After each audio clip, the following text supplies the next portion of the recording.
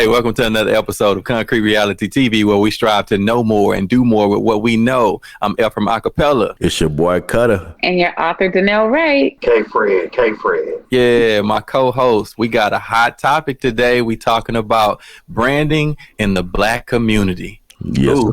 Let me play an intro. I wanted to play something on YouTube that I thought would follow what we're talking about. So let me play that one. Give me 1 second. I'm going to pull up the YouTube video. It's called The Secret of Selling the Negro. It's a video from 1954 to discuss how to sell to you people.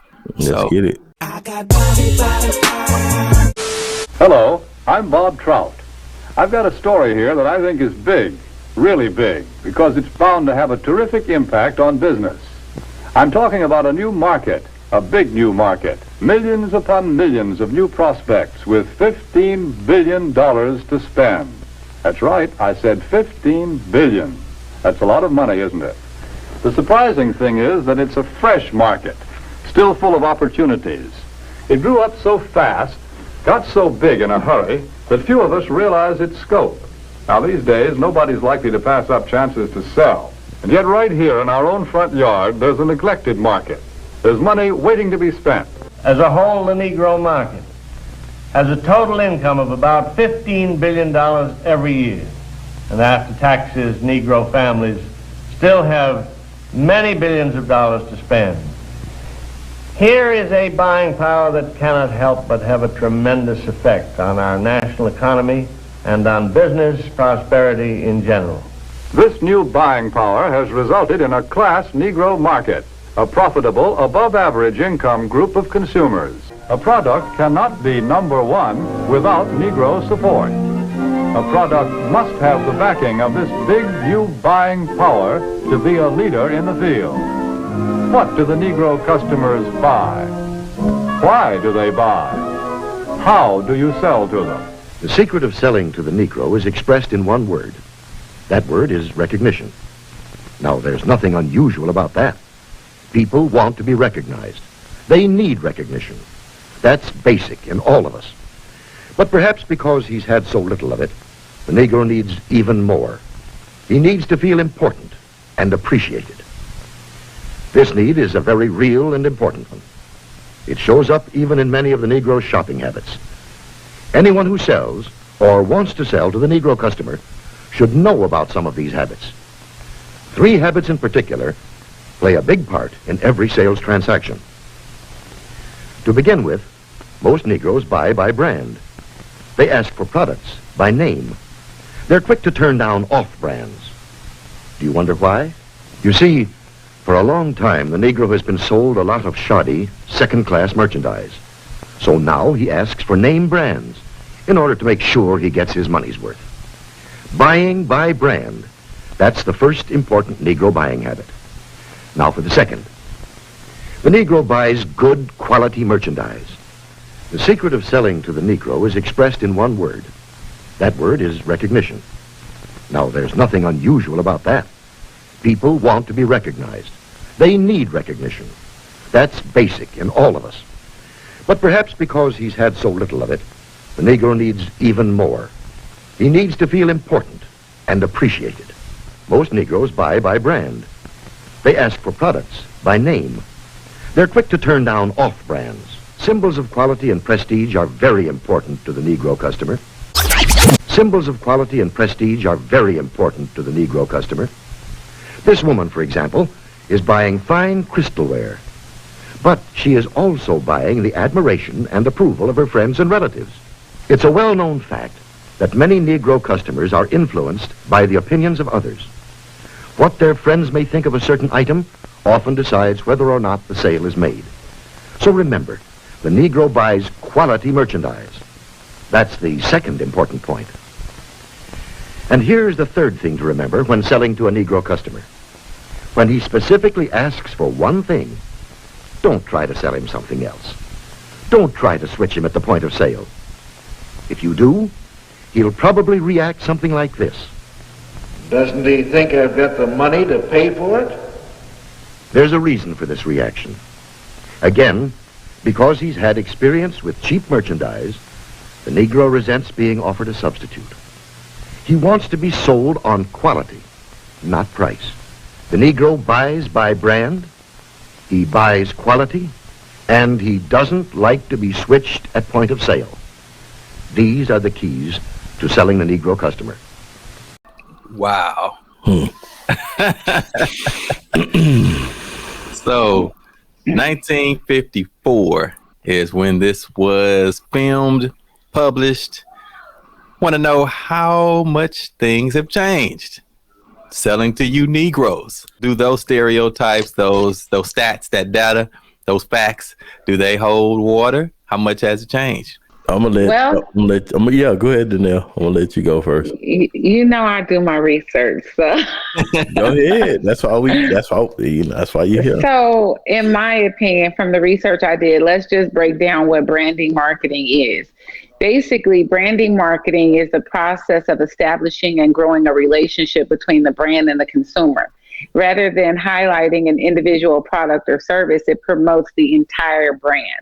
So, number one, they were mentioning in the video that that's one of the top 3 things to sell to a Negro is by brand. Now, how many people do you know will go out and spend a gang of money on some Jordans, but then they'll talk bad about the same person in their community for wearing something like back in our days was called Pro Wings? So you know what I mean? Like, very well. and honestly, I used to get bullied for not having brand name things, and it was like you weren't popular if you didn't have the brand name. So I would agree to that still being something that's current today. You don't want to. I mean, look at what sells on social media: red bottoms, Jordans, things like that, brands. Louis Vuitton, Gucci, things like that. That's what sells. So I definitely agree that branding is a big, big part of the marketing that goes on when it comes to high sales and especially targeting the Black community, because that's what's important to us, our image. We think that what we buy, what we have, the material things gives us respect and admiration from others, just like in the video. So I think that all of that is still on point for today.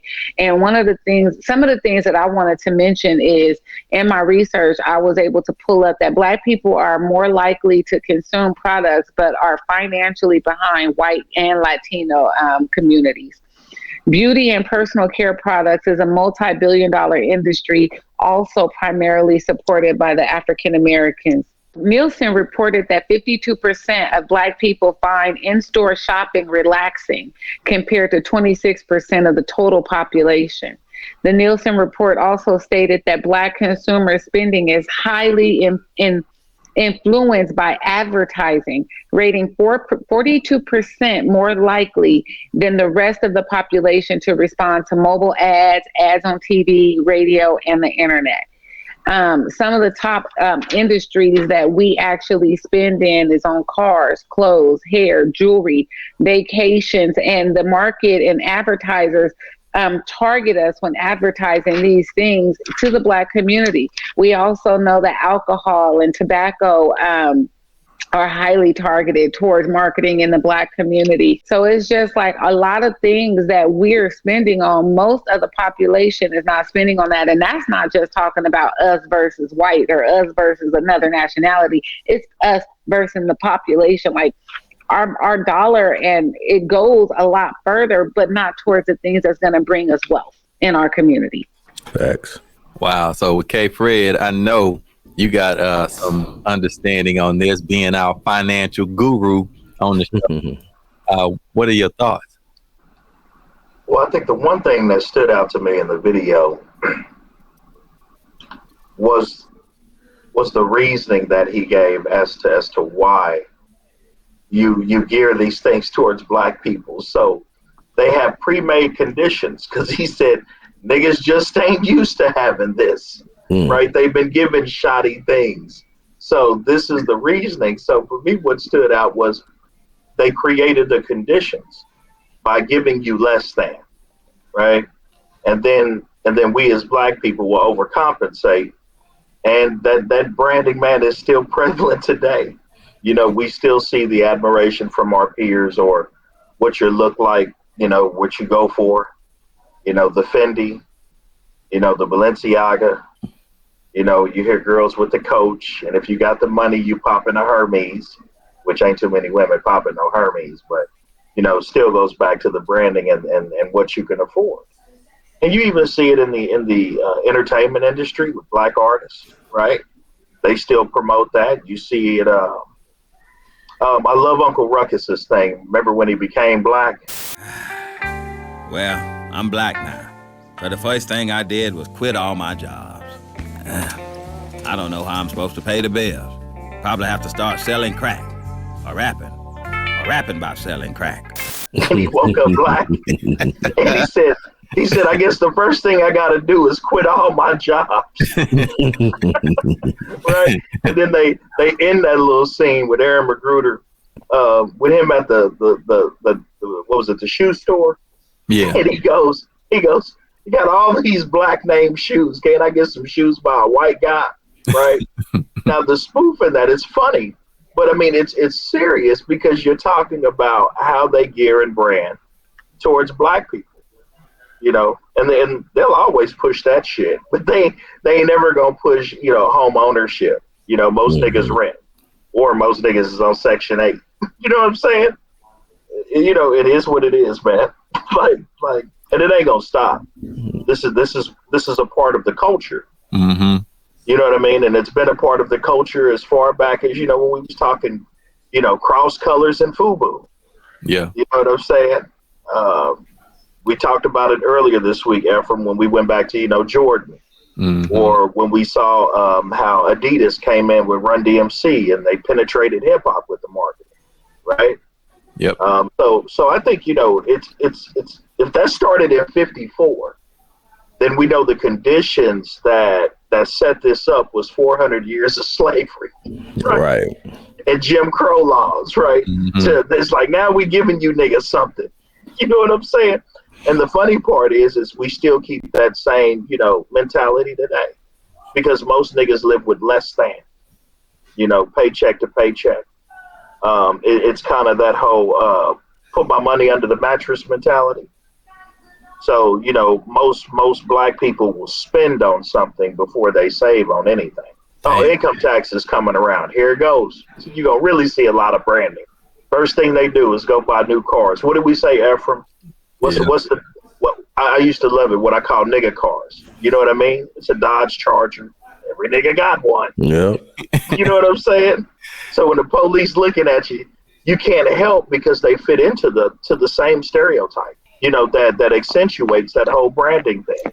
They just didn't brand you with what you buy. They branded you based on what you buy. But I think that the branding based on what we buy is based on what we feel like would raise our respect and value. I mean, it's like what you say, if you have a mindset of people who feel like we haven't been able to attain the luxurious things that the upper class citizens can have, the minute they get money, they're trying to show that they're not beneath the upper class citizens. So they want to have things that people with wealth have and without the wealth. And so it's like you want the image and respect, because basically what it boils down to is you don't want to seem less than. Whether it be in your peers or whether it be with your coworkers, whether it be in the school or the neighborhood that you're living in, you want to seem like, and they used to call it back in the days, keeping up with the Joneses. But people with wealth don't have to spend on the things that people like minorities have to spend on, because usually those things are generational wealth that get handed down from generation to generation, you know, like nice cars, money in the bank account so that they can go out and get a house when they, you know, I know a lot of people with money that actually buy their kids houses for their weddings and things like that. Like that kind of wealth is not passed down in the minority community. So people that want to compare themselves to what is quality would end up investing in things like that, because that's what they think is going to make them more respectable in the eyes of others. And they feel like if I can have an image that you would respect, then maybe you'll open more opportunities. But I feel like when it comes down to it, like you were touching on, I think, Kutta, as you were saying, like, or I don't know if it was K Fred, but one of you guys was mentioning that they don't market the things that we need, the things that's going to better our community, like financial literacy. There is a lot of lacks in things that they could be marketing in the community that would actually improve the community. But instead, we have a very low financial literacy in the minority communities, and that certainly influences our buying and investing habits. Kutta, what you got on that? Y'all talked about everything I wanted to talk about. So it really is not much I can say on the topic outside of just going back to the beginning of understanding how they even got there. And a lot of people don't even do that. They did their research. It was that simple. They did their research that, hey, look, these Negroes, they're not slaves anymore. They're part of this economy, and they're going to contribute to this economy by spending. They ain't never had shit. Like Juvenile used to say, acting like a nigga they ain't never had shit. So what better way to blend in with the whites or the rich than to purchase what they purchase, even though you really can't afford it. But they weren't talking about that. Back then, the economy was not like it is now. You had brand names, but you also had the, lower brands. Of course, those black folk who could afford it, they were splurging. I think the difference between them then and us now is what Danelle was just saying, keeping up with the Joneses. Is the fact that we are willing to go to certain extents, be legal or illegal activity to do that, to keep up with the Joneses, to buy and purchase more things of quality, of what we presume to be of quality, whether it be designer clothes, bags, shoes, jewelry. It's how they positioned it, in a sense. It's like, okay, we're going to Kanye. I'm gonna use a Kanye bar. They made us hate ourselves and love their wealth, which was profound to me. I was like, damn, he hit it on the note. Like, cause at the end of the day, that's what we wind up doing. We pursued wealth way beyond loving our own communities. So what we saw as the main goal was to pursue buying shit instead of owning shit. That's my take on it. So I wanted to show an image and see what you guys thought, because I wanted to move into this subtopic that me and K Fred had initially started on, which was how this branding, I think it got a boost up during the 80s. 85, I think it was. Yep, with hip hop. Yep, 85. Because it's interesting because 86. Yep, and it was in that field with Jordan. That's what they're about to come out with a movie. That Jordan I just saw that preview. Yep, that's going to be good. So what they're discussing is what we've been talking about. That's what kind of brought up the topic, how this got this boost in the early or mid 80s. And I wanted to show you an image, because the image I wanted to touch on was the culture.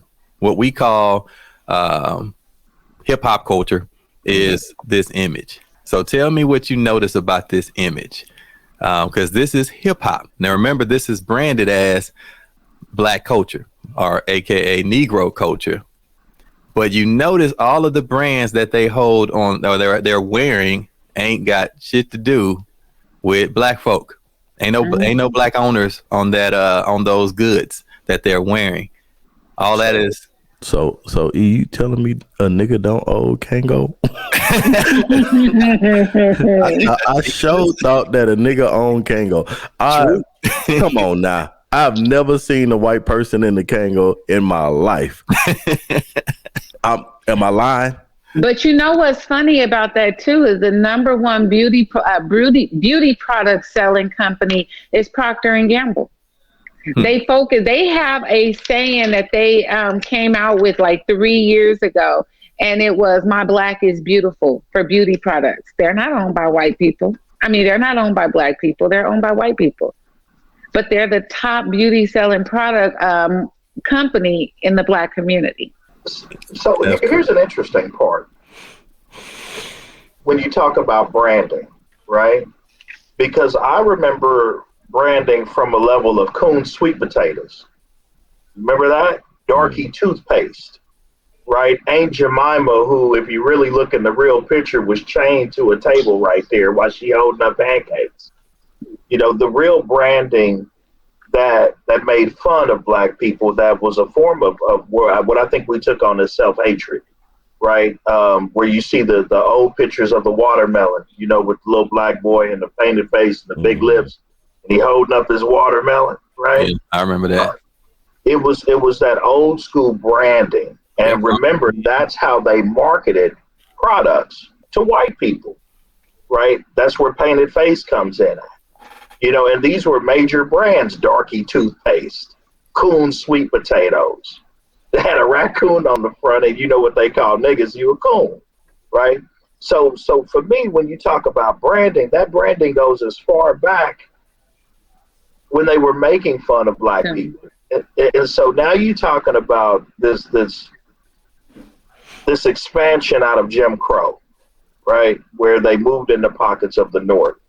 And they intentionally put them in places like you saw in the thing, Chicago, right? Baltimore, Houston, Atlanta, right? And it's still the same way today, heavy populated with Black people, right?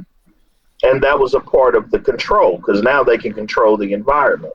So they're going to push whatever branding, every product in that community that they choose to. And like I said, it was easy when hip hop took off, because I mean, you got major guys that figured out, oh shit, these niggas got buying power. So we can push Jordan, Nikes. We can push Adidas through Run DMC. We can push, like you saw, Kangos, right? And then I think there was Troops and British Knights. You know what I mean? There was all types of shit. Lotto.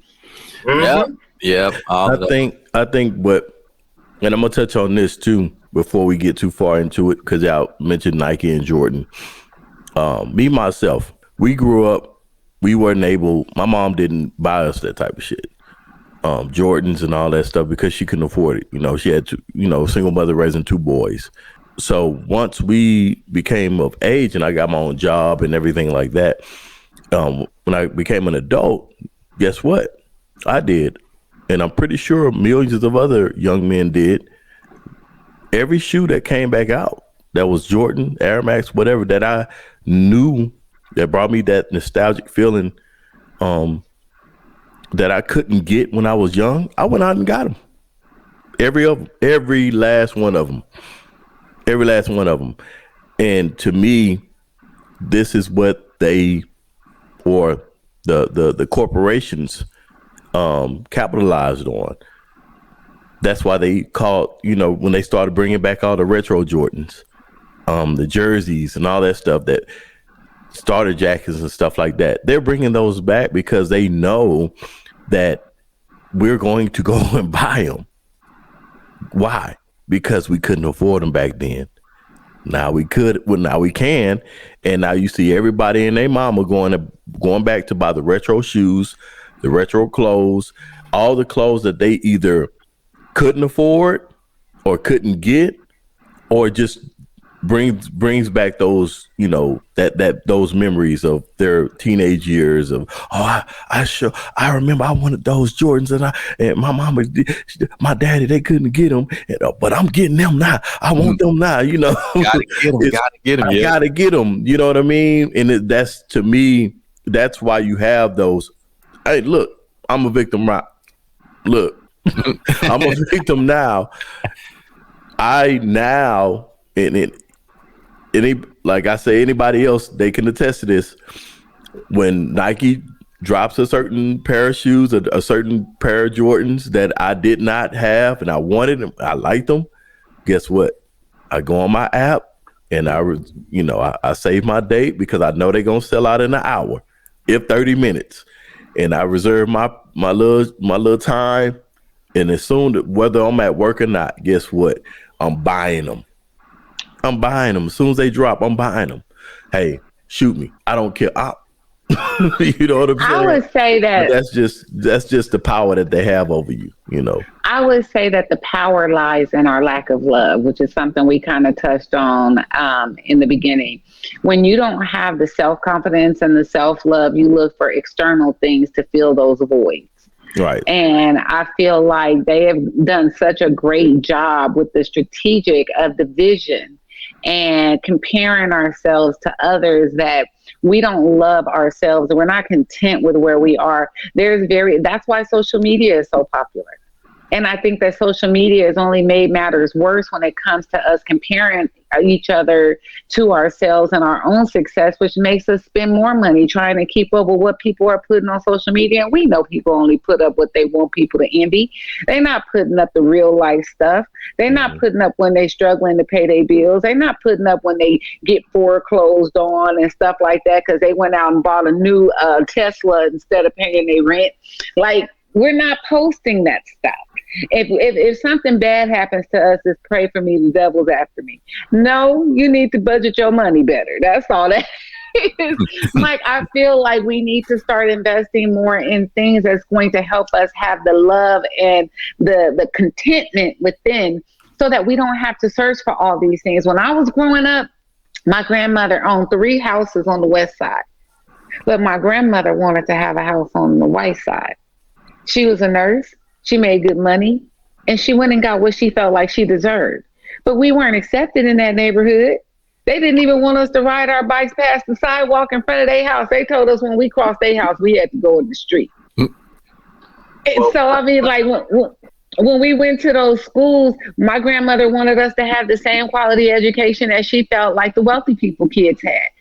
But we weren't treated that way in school. Like, I mean, we spend all this money, but are we getting what we really think we want or what we think we're getting? Well, I think that was the double-edged sword. Right. Because, you know, Ephraim, we've always said, you've heard me say this, segregation was really one of the best things economically for the Black community. It was during the whole civil rights when they wanted to integrate with white people that you lost your buying power, right? Because now you put yourself into a place where they control everything, you see? And as long as you were segregated and you had your own Black community, you had your own Black doctors, you had your own Black schools, right? And the irony is that you hear Black people talking about trying to get back to that, even today, right? If you look at Brother Umar Johnson, right, they trying to get back to where we used to be because it's now seen, oh, shit, we lost our economic power as a community. Okay. And here's the other part. When you look at civil rights, when you look at who was on the side of Dr. King, and I understand that they put him up in the forefront, man, that I got to keep this real. You know, there was Jews and there was a Catholic guy. There was still 2 white guys right there. Who was funding all that travel, right? There was a reason they were promoting that. They wanted Black people to be integrated because they understood what? The buying power. If that movie came out in 54, Ephraim, that we just watched, and then we go move up, what, how many years into civil rights? About 10 years. 10. You feel me? Give or take. And all it took was 10 years for them to posture, right, to understand the buying power of the Black community, take it away from you to integrate you into white community, and then they feed you the products that they want. The Black people nowadays act like they want that Black Wall Street and their Black communities and stuff like that. But before that can even be a realistic topic, we need to deal with the emotional and mental like damage and wounds that we have in the Black community. Because if you go back to the Black community right now with your money, you might get robbed. Your house might get broken into. Your car might get stolen. A lot of people that want to pour back into the Black community don't feel like it's safe because the mindset is not the same. Man, watch this. Let me say something. Gentrification is the lack of understanding the power in your own community, the economic power. When I ride through the hood and I see niggas with cars on their grass, you know what I mean? Whatever, that's your property. But do you understand you're bringing your value down? You see what I'm saying? And so when you look at gentrification, this is capitalism, right? Mm-hmm. I'm going to go in and buy low. And if y'all got properties because y'all keep y'all community shitty, why wouldn't I go buy this house for cheap and put umpteen amount of money into it? And matter of fact, let me go buy the one next door. Y'all sitting here got the same damn community and don't take up none of your own shit. And then you get mad when white people come in and take it. Well, what, you want to just let it sit dormant, all fucked up? You know what I'm saying? Like it is in many cities, from Detroit to Cleveland to Kansas City to St. Louis. You know what I mean? And now they're coming in gentrifying certain black areas. Well, I mean, that was your fault. You had the money right there. But you gotta admit though, K-Fred, I gotta play devil's advocate for my black people here, because there is strategic things going on in the minority communities that keep them impoverished, that keep them oppressed. So it's not like a lot of people got this wealth to go buy the house next door, like lack of financial literacy, lack of resources. Hold on. Let me say this. Because, at one point in time, yes, I could agree with you, right? But as I sit here in 2023 in the age of information, right? Information's everywhere. The only excuse that you have is your own. You know what I'm saying? Because ain't nobody gonna give you handouts no more. I'm not saying that it's an even playing field, right? But I've got a better playing field now to accomplish wealth than my father did or my grandfather did. You understand what I'm saying? Because I have information and I have things at my access that I can touch. You see what I'm saying? But I think that information to the ignorant doesn't really make a difference in the community, because you can go and give information to a little kid about all the things that he could be when he grow up. But if he doesn't have the resources to build up his emotional and mental and all of that to the point that he knows how to go attain it, like he's just going to sit there with information and no real knowledge, because knowledge is the action behind the information given. So wait a minute. How do you propose that you build up this emotional foundation to money? Because I think that number one, you educate people on how money works. Number two, you make more loans available for small businesses and things like that in the black community. You market local and black businesses. Okay, slow up. Let's take it one by one. All right. Now, if you're saying, first off, and I'm going to touch that one, make loans available, man, there are grants out here. And matter of fact, there's MBE, what they call minority business, where if you MBE certified, or WMBE, which is woman's, right? You're allotted certain contracts, especially in construction. Just by having those certifications, man, they got a list where they have to have minority participants, right? So the stuff is out there. There's grants that the government gives to women, especially black women. There's all types of stuff out there. So, I get you, but correct me if I'm wrong, K-Fred. Weren't these same grants offered to white folk in the early 50s and 60s when they were moving out of the inner cities? Yeah, let's go and keep it real. Moving away from black folk. White flight.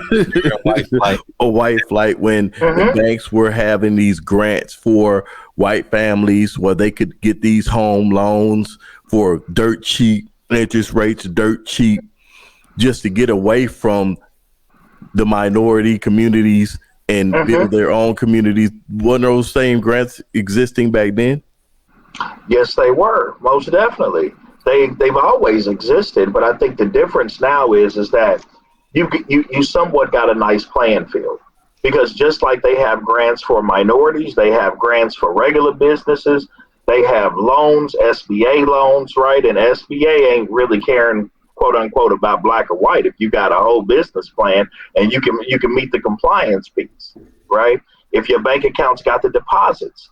There's certain things in becoming a business owner that I think a lot of times we lack, right? Well, you just said that if your bank account has the deposits. Let's talk about the people that's coming up in minorities communities that's struggling just to make their basic needs met. Like if you're struggling to eat, if you're dealing with drugs in your community, if you're dealing with gangs in your community, you're dealing with poor education system in your community, you're dealing with the target of mentally keeping you brainwashed and focused on all these other things that are marketing in your community. Like, let's deal, like we are talking about how effective the marketing strategies are in the minority community. So, I mean, all of this stuff that you're talking about is not marketed in the community. So when do you have a responsibility to yourself? When you know what to look for and how to look for it. And that comes with maturity and education. Oh, so let me everybody growing up in the hood doesn't have the same opportunities just because the information is on the internet. So let me ask you a question. If there's something that you don't like, what do you do? Me personally, because I'm not naive, I'm not in an unhealed state, I can address the needs of my people, myself, my family in a productive manner that's not just going to be about stepping on this person or that person to change this or to get my way in this. But like when you're looking at a community from a whole, we have to look at the strategic things that are really effective in oppressing that community. But the only thing oppressing you is you. That's not true. What do you mean? For instance, do you believe in brainwashing? Sure. Do you believe that a lot of stuff that our kids are exposed to because our parents are working 1 and 2 jobs and aren't at home with the kids the way they used to be, that affects what our kids desire in the next generation? So once again, it goes back to my question, which you, by the way, did not answer. What do you do when you don't like something? I did answer your question. I said, me personally, because I am not in that mindset, I can focus on what is in the best interest of myself, my family, and my community. I can focus on how I can change things in an overall perspective. Okay, but everybody can't do that. So is that what you're saying? You change things? Me personally, but everybody's not on the same playing field. So no, it's not about being on the same playing field. It's about acknowledging you don't like something. This is where your own self-accountability comes in at. I don't like something, so I can either keep taking the shit that I don't like, or I can change it, right? And then the question becomes to myself, well, if I really don't like this, how do I change it, right? What avenues do I seek to get the information that I need to change what it is that I'm in? How do I do that? Now, most people are lazy and most people are complacent, right? And most people like mediocrity. So, I mean, I get what you're saying at the end of the day, and I'm not saying that these conditions don't exist. But what I'm saying is that it does come back to a certain part of your own self-accountability. Because if you don't like something, here's the beautiful thing. This is what I think. When I don't like something, it's actually showing me what I really want. You see, so through the things that I don't like, I don't focus on that. I focus on what it's trying to show me on the other side, and then I'm going to go try to get that. You know what I mean? Do you think that is the majority of the mindset of people that are mentally living in the minority communities? But see, here's my thing, baby, and this is capitalism, okay? And that's the biggest thing about that video, right? He said they found a target area where there's 15, how many billions of dollars there waiting to be gained through capitalism. And if a nigga is not smart enough to understand that, nigga, they're still selling you, they're just selling you a different way, I can't control that. I can only control me and my responsibility for me. But then that's why we have podcasts like this, so that we can expand out that knowledge for the people that choose to tune in and listen, right? And then maybe they can self-reflect and go look at themselves. But that's exactly my point. When we have people in the community teaching knowledge like this, then we can have more results coming out of the community where people have that mindset. But that's exactly what I'm saying. These type of conversations are not widely marketed in the minority community. Well, why should they be? They're selling you. Hey, question. I'm not talking about from them. I'm talking about from people like us that come from the minority community. But that's not going We, for instance, how many times do we put our kids through college because we want them to do better than us? How many times do our kids go to college and they go off to live in better homes, better neighborhoods, etc.? Most people don't do better to come back and make it better. Okay, so you said something earlier, and I want to touch on it because it kind of comes into what we're talking about right now. You said earlier where you talked about wealth and what that looks like, right? And what I heard you really saying is that there's a mindset that's centered around it, okay? And that wealth to wealthy people is not even what we perceive it to be. We have a perception where we think that wealth extends into having all the name brands, which most wealthy people don't give a fuck about name brands. You know what I'm saying? It has nothing to do with that. It's about money. And my money needs to be making me money while I sleep. My money needs to be turning. It needs to be growing. It needs to be invested. I need to be an asset. I need to have asset protection. I need to be protecting my money, right? So before they go spend $800 on Klarna, putting some Gucci's on layaway where they making payments, they don't give a damn about that. They're going to put that in a Roth IRA. They're buying some stocks, some EFTs. They touching on gold. They may be in commodities, right? They're touching other parts of the market that they understand is going to make them money. You know what I mean? At the end of the day. How did they get that understanding? The same way. No, they didn't. They got it generationally. No, not all of them did, because you can't tell me that the majority of the people that are wealthy. We're not talking about people that got good incomes. We talking about wealth. So let's say this, for real, because wealth is not just extended to white people. Right. I didn't say it was. I said the majority of people that are wealthy, where did they get their knowledge of money from? Whether they're white, whether they're black, you said it earlier, it's normally generational. It comes from family, right? And it's the family that teaches them about wealth and how to maintain their money, okay? At the end of the day, what I'm saying is that money has no color, okay? When you're overseas and you're in Europe or you're in India, they're not calling you black. You're American. That's your nationality, okay? Racism and division of that type only really exist in America. And then it's the imagery that they put behind it for you to deem that you're less than or that you come from slaves. Or here's the funny part. They're still breeding you with that same mentality that there's inequality. You're unequal. You're not good enough, Negro. You know what I'm saying? Keep proving yourself. And so what do black people keep doing every day? Going to prove themselves. And they do it in the many ways that, once again, they've been conditioned since the 50s to believe that buying these things is the way that they prove themselves in their community. That is a mindset. That has nothing to do with wealth. So at the end of the day, here's my point. The only way you're going to break that mindset, and it's not going to come from inside the black community, it's because we've already determined that it's families that pass on that wealth knowledge. So if there's a bunch of broke niggas, they passing on broke shit. And that's why they still broke till today. Now you're going to have those facets that break out because they learn, they go understand, they did investing, they maybe went to college, they got some more education. That's the point that I'm talking about, the self-accountability. There's people that I know that have come out of the gutter, you know what I'm saying, that have come out of the hood and they've made millions. Why? How? You understand what I'm saying? It's not just this blanket statement that black people are still involved in mentally going, I'm not enough.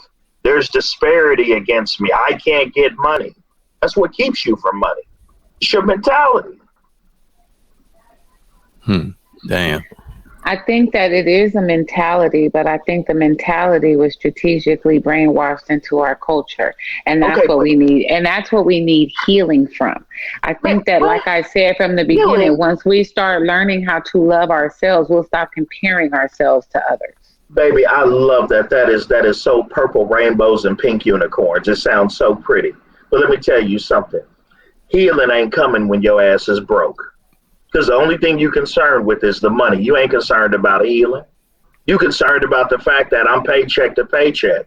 or that I need to go buy me some Fendi or some Gucci. Well, then let or me I need ask to go you kick this. it at the club. What do you mean? Let me ask you this: if the statement you just made is accurate, healing can't come when you broke.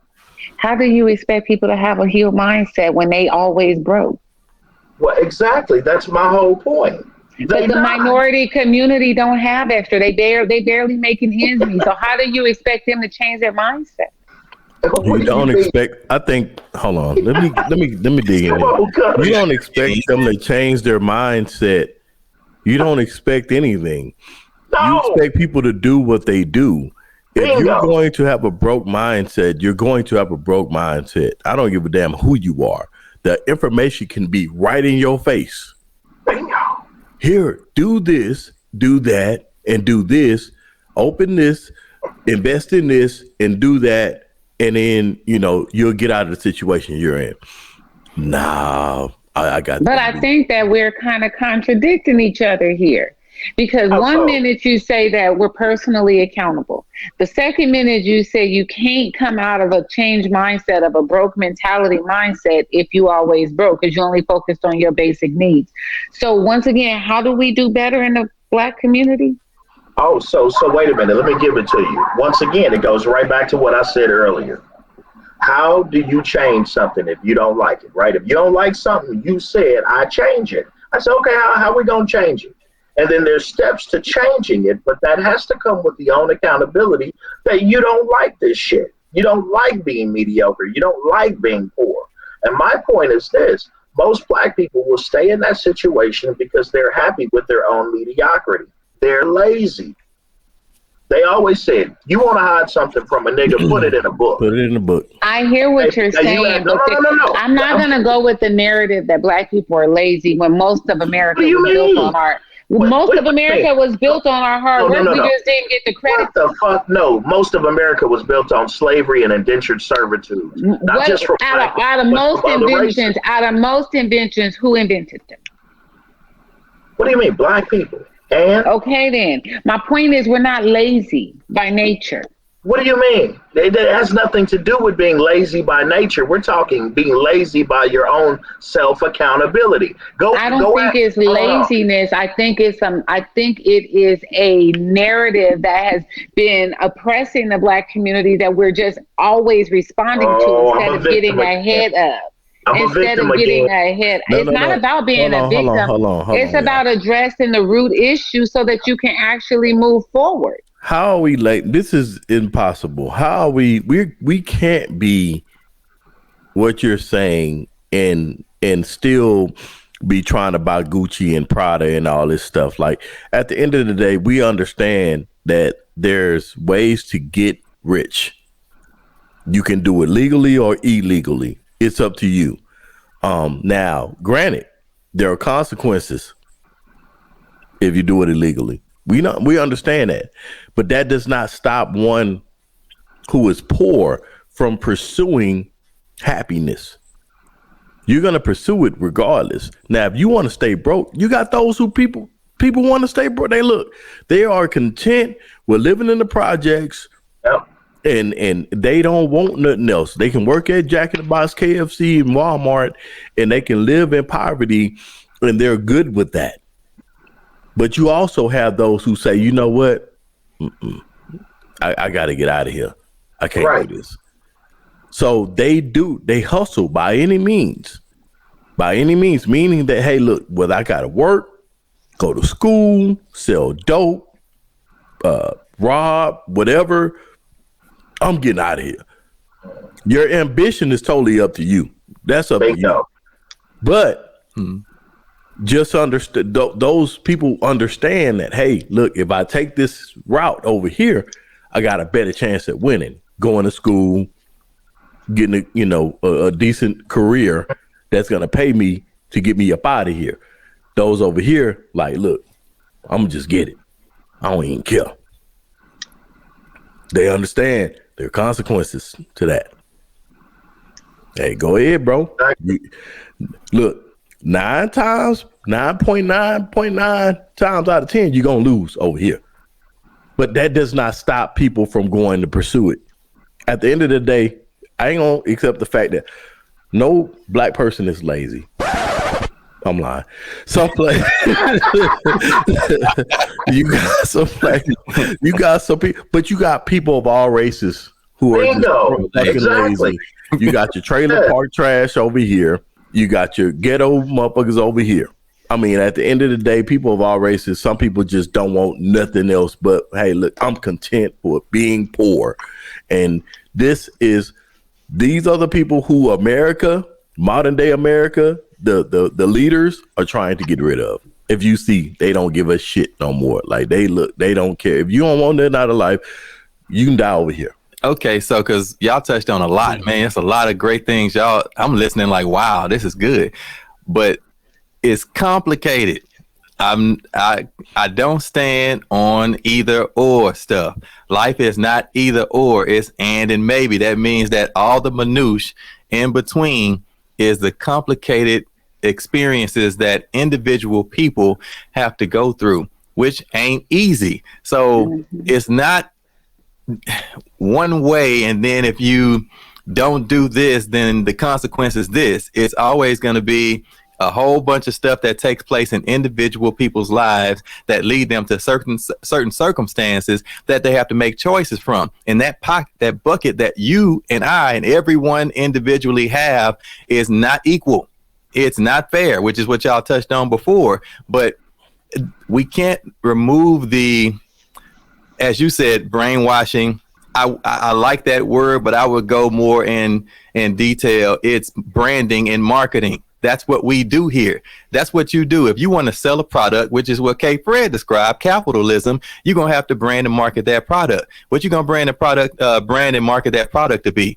It's the best thing. You need it. If you don't have it, then your status in society is not worth anything. You don't have no status unless you get my product. And as they said in 1954, all the way through the years towards this present era, they're still doing the same thing. If you don't have my product, you are nobody. You don't have anything. So if you're constantly beating this on all the platforms, social media, commercials, on television, radio, this is being broadcasted on billboards everywhere you go, hey, you got to have my product, but you can't afford my product. I know that. You don't make enough, and you live in the hood. That means that your status that you were born into has put you in poverty. So if you can't afford it, I got something for you. It's called credit. So if you remember, I just branded and marketed to you, you got to have my stuff. But because you can't afford it, I got something better for you. Credit. I got loans that have high interest rates that you can get if you apply for it. And I know you can't pay it back because of the high interest rate, and it's going to catch you in the end. So don't worry about later. Worry about now, because when you got my product in your hand on loan, because that's what it is, it's a lease or a lien. I'm giving it to you, hoping that you're going to pay it back, but I know you ain't going to pay it back, so I'm going to come get it anyway, or I'm going to put it on your credit, which is going to reduce your chances to what? Get more loans. Exactly. So now we back here. So we gonna give you this loan. You gonna take it. Why? Because if you don't have my stuff, you ain't shit. You gotta have my stuff, aka tennis shoes, aka clothes, aka jewelry, aka rims, aka cars, Charger. Remember you said you gotta have the Negro car, which is what K. Fred referred to, the Charger. You can't afford no damn Charger, but we'll give it to you anyway, because we know you gonna get it. You want it. We got a loan for you, my homeboy. He got the financial option for you that you can get this car with high interest that I know you ain't gonna be able to maintain payments over a 6-year period, but we're gonna give it to you anyway. And we're going to come get it because you're not going to pay for it. And we're going to give it somebody else. And then they're going to do the same thing. We're going to keep profiting off of this. And that's what's happening here. So the mentality is being pushed in the on everybody, but it impacts everybody differently because of everybody's situation is different. Everybody's situation is different. So you got this being marketed to you, but it's negatively impacting everyone in a different manner because our mindsets and our circumstances that we're born into are not the same. So that's what I'm saying. I get it. I can't, but I can't stand on the ground that, hey, if you lazy, if you don't try, or you're ignorant because you don't know. Now, people are born in these circumstances and it's complicated to get out. So first off, let me touch on this. Go ahead, because I got something I want to say. You can't have credit without debt, and you can't have debt without credit. Okay? Now, in the example that you gave, if I'm going to buy a car and I know I can't afford it, then that's an ignorant choice right there, because I have to be looking at this thing called my debt to income ratio. You know, how much out of my income should be going towards housing? How much out of my income should be going towards automobiles, right? How much out of my income should I be placing towards utilities? You know what I mean? Credit is a key to wealth if you understand what's good credit versus what's bad credit. Okay. Now, at the end of the day, if I'm going to get a car, and here's the interesting thing I love about our people, you know, they'll go get a Mercedes Benz or some other car, be paying $800-900 a month, and I'm sitting there going, huh? You gotta be fucking kidding me, right? But you don't own a house. Whatever. Priorities, right? Because you want to look good in the car. Where rich people don't really care. It's point A to point B. That's all it's doing. You know what I'm saying? So I don't have to go in debt in order to have a car, but I do have to save my money, right? In order to get a car that's beneficial for me, so that I'm not making a $600, $800, $900 payment, but I've got that money going into an investment or to another asset. You know what I mean? Now I get you, right? And I get that many people come from different circumstances. Many people come from different environments where they may not be privy to information. That's the beautiful thing about capitalism. It's not supposed to benefit everybody, right? There's going to be people who sell and people who buy, people who sell. That's the way the market works. Buyers and sellers. Now, which end of the spectrum am I on? Am I the consumer that's always buying? Because that's what we're talking about when you're talking about marketing and branding. To who? Consumers.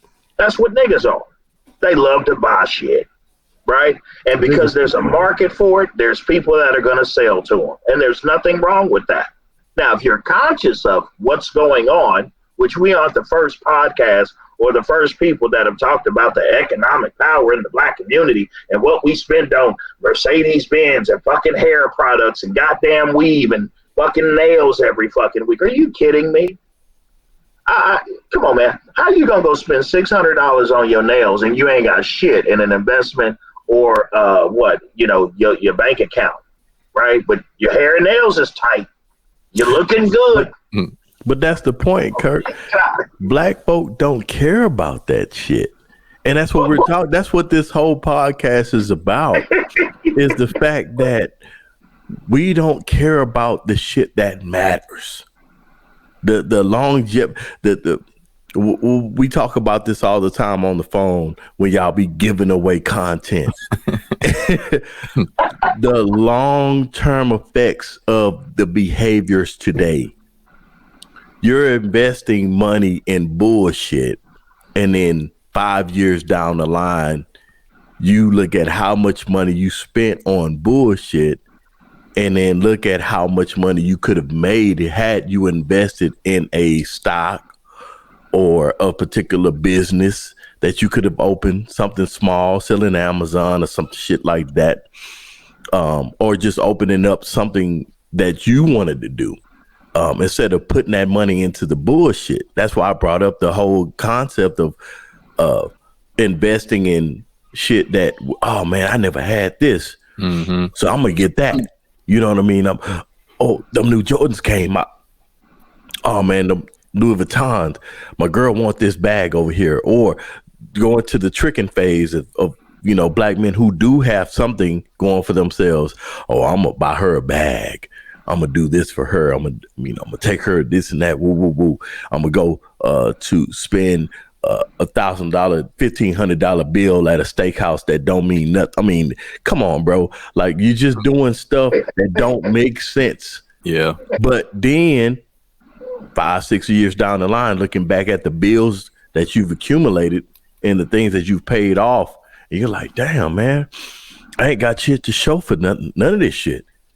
I have shit to, but guess what? I got a closet full of Jordans. I got a whole closet full of Louis Vuitton and Gucci and all that shit. But guess what? The value of it is. Exactly. That's what I was saying with what you were saying. I call it DTA, depreciating tangible assets. Let me touch on this. Mm-hmm. A lot of people on the panel. I used to work at a pawn shop, pawnbroker. I remember that. Yep, you remember that. And this is how I learned about valuable shit. Valuable shit. People would come in. I spent $5,000 on this. Woo woo woo. And this purse is Louis Vuitton and this, and I'm looking at it like resale value. I give you $30 for it. What? Because guess what? It's gonna sell for $60 in the pawn shop. $70, maybe $80. They come in with them little diamonds, chipped up, cloudy, that some jeweler done got them for. Because it's shiny. They didn't, all they know, black folks, we don't know shit about jewelry. Especially rappers. They don't know shit about jewelry. But they don't have a loop. They don't go in and check the clarity, the cut. They don't know shit about that. So they go in and they going on bad times. Everybody does it. Everybody faces bad time. Oh, well, my husband bought this. He pays such. This thing about, I give you $150. Oh, hell no. What? $150. My husband paid $30. Nah. Yo, Julie got you. They got you. This diamond ain't worth nothing. That's crazy. It's got cloudy. It is. It's chipped up, cloudy. Ain't worth nothing. But here's the thing. Crazy. America has programmed you to believe this is what you have to have to be successful or considered successful. You have to have these things. White people, black people, we all do the same shit, but we're talking about us. So I'm gonna stick to the topic. So it's kind of like this. Go ahead. It's kind of like saying, Cutter, it's like, for me, instead of me going to buy Jordans, I'm gonna own a pair of Jordans. I'd rather own the stock. That means I got a piece in Nike. That means I'm a part owner in Nike. Fuck the Jordans. You understand? Because if I buy into the stock of what the stock is per share, you know what I mean? Then I'm buying a piece of Nike. And as that stock grows, I'm watching my money grow. Then I'll go buy some Jordans. Why? Because if I buy some Jordans, I'm really paying myself because guess what? I got stock in it. Yeah. You feel me? So that's the misconception. There's nothing wrong, quote unquote, with being a consumer, but wealth-minded people go, my money's got to come back to me. So if I spend it, it's got to come back to me. So if I'm buying Jordans, perfect. It's coming back to me through my stock. Well, the rich know this, and I'm gonna say this because I got to head out pretty soon. The rich know this, that the products are not what it's not what it is. It's the invention of the products. So if I can invent something that people want and sell it, that makes me rich, right? Yep. Everybody agrees, right? All right. Well, black people don't have that mindset. And that's why we in last place. We so busy trying to purchase the shit that people like instead of inventing something that people like. And that's the issue. even when they invent things that people like, they feel like they have to look like they're wealthy in order for someone to buy it. Well, because they feel like they have to have that, right? They feel like they have to have the status in order for their product to be chosen over somebody else that's wealthier or has more status or influence. And people feel like they get, but that's actually the mentality on social media, period. People are marketing things that they feel is going to give them a greater influence. And we know most of the time what they market is sex. They marketing sob stories, victim mentalities, all the stuff that Chris Rock was saying in his stand-up comedy. People are marketing things to get them attention because they want more influence, and they feel like the more influence they have, the more that you pay into whatever it is that they're trying to get you to buy. Mm-hmm. And what do you do to make you feel like you're going to have more influence? You got to look like you somebody. So people start investing and looking like they somebody because they think it's going to increase their influence, which they think in turn will make them money. Circular. The term came forth with the hip hop community, fake it till you make it. Yeah, that's what I get. What you just described, well, pretty much what all of you have been pointing to is this circular reasoning and trying to break this cycle, which is what you said, brainwashing. It's a cycle of cultural thoughts that we process and act out that we learn from our environment and our parents and our culture. The culture is this circular reasoning that keeps going on. Hey, I can't afford it, but you say I need it. And what you're branding and marketing to me are my people with that product on, which you say I need to have in order to be someone. So I look at myself being marketed and branded. I'm saying I got to have that because you show me in the position that I have to have it. So I go buy it on credit because I can't afford what you saying I got to have because you got me on the video. You got me on the commercial. You got me on the magazines. You got me all over the advertisement saying, hey, you have to be somebody. And this somebody is you here in the marketing, in this brand. And the only way you can get to become who I say you are, you got to purchase this product and you can't afford this product. So I got to give it to you, or somebody has to give it to you on lean, on credit. And then when you finally get it and you got it, you're going to wear it. And then you can't afford it. You can't pay for it, or you can't keep driving it because you don't have enough means to maintain it. And then you lose it. And then it messes up your credit that you used to get it in the first place that you couldn't afford. And it's like, you back at square one. But think about it. What people feel they need is what is accepted by the masses. Exactly.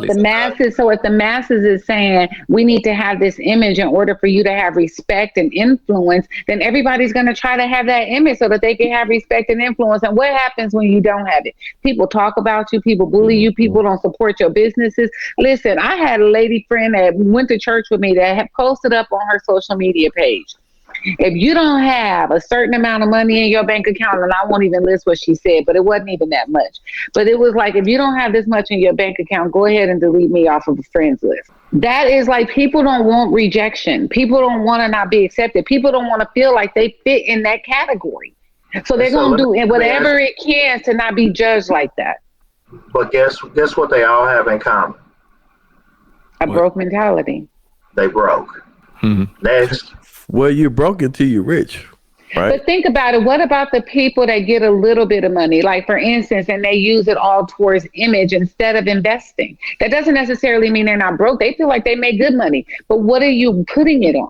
Put it on the image. Well, you got a lot of people who were semi-successful in whatever business, whether it be entertainment industry or any other business. At the end of the day, especially if your business deals with people, you have an image that you have to uphold because people respect images. They worship the rich. Exactly. They worship the rich. Think about it. And that's another reason why we spend on the things that are marketing as something that's popular that everybody has to have, because it'll improve your image. People will look at you if you have what most people feel is wealth. Exactly. That's what people worship now. If you go on Instagram, TikTok, Facebook, all these social media outlets, the majority of the people that are receiving the majority of the likes, the retweets, the reposting are people with money. And K. Fred, you said the same thing. If it's just broke people passing down information, then it's just going to be more broke people created. Nobody wants to take advice from somebody that don't look like they're doing more than what they doing already. Like, you want to take advice from somebody that looks wealthy. You want to take advice from somebody that looks successful. So that's what people pretend until they can get to that position. And most of the time, pretending means that you never get to that position because, like we just said, you invest in just to go back broke because you didn't have it to invest like that in the first place. So how do you get that influence? How do you get that business when the society is saying, in order for me to invest in you, I got to see that you're successful. I got to see this image. When you can't afford that image, how do you then grow your wealth? Most scam artists, you got to remember, I'm out here in Atlanta. Most scam artists are people who put online that they are successful. My credit guy, you know who I'm talking about. Shout out to James Hunt. Yeah. James Hunt, when I first met James Hunt, he was doing credit repair in a Starbucks.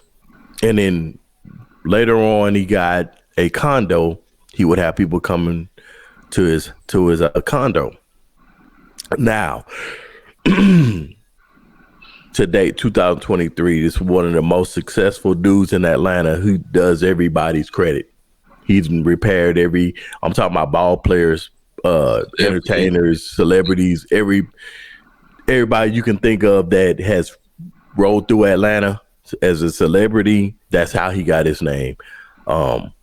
And he didn't start really imaging himself on social media, I think the last 2 years, but he was already successful. But he figured it out. Hey, I can get more successful if I post all these pictures with all the celebrity clients I have online. And guess what? Success attracts success. Exactly. He was already successful.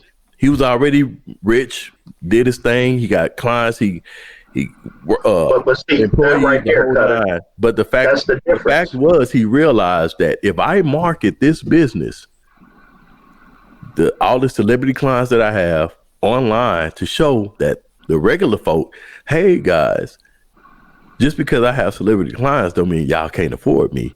I'm just showing you that you can trust, because I got folk that are way richer than you who come to me for financial advice, influence. Exactly. And I wouldn't steal your money because the rich folk trust me. So the poor folk definitely got to trust me. Right. But when you're starting out and you don't have that influence, you got to get your customers and clients from somewhere. Yeah. How do you reach an audience that you don't have your fingertips on? But that's what he just said, was that, initially, dude started off in a Starbucks. Right. But my point is, he didn't just walk up to people in the Starbucks. That's where he met his clients. How did he influence his clients to come meet him at Starbucks? But once again, baby, that goes back to you and your product and you serving it. But my point is, a lot of people feel like in order for them to reach the market they need, they have to have some type of success or influence. Okay, so let me say this. And once again, just because they feel or think that way doesn't mean it's right. That means it keeps you broke.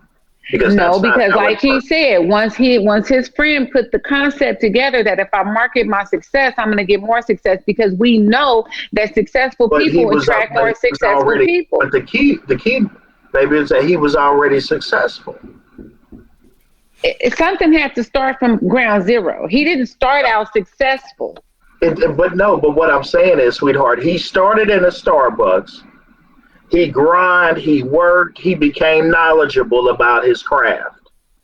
He took on people, and then he got his influence based on his work and how good he was. Then from there, he had all these clients. Then from there, from what I'm understanding, he opened it up to social media, but he had already reached a level of success. Now he's showing you what he got. So my point is this, go back to what I said, self-accountability. He took something, credit, and he said, you know what, I'm going to master this craft, and I'm going to become the best at this craft. That's the same thing I said earlier. If you don't like something, what do? Do you wallow in it, keep it the same, or do you change it and go find the information and the resources to perfect that craft, to bring you the success that you perceive you need in life? Right? So whether that perception of success comes from what you say is outside influence or what you give to yourself as personal goals is still determined by you.